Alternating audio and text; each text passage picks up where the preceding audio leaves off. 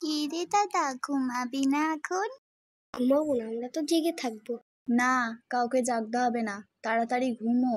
কালকে কিন্তু মহালয়া, সকাল সকাল উঠতে হবে।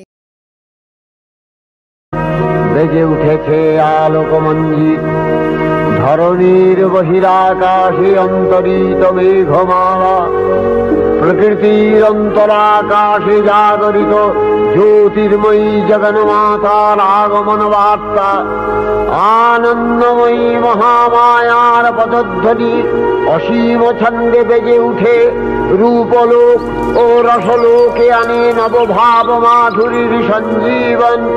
তাই আনন্দিতা শ্যামলী মাতৃকার চিন্ময়ীকে মৃন্ময়ীতে আবাহন।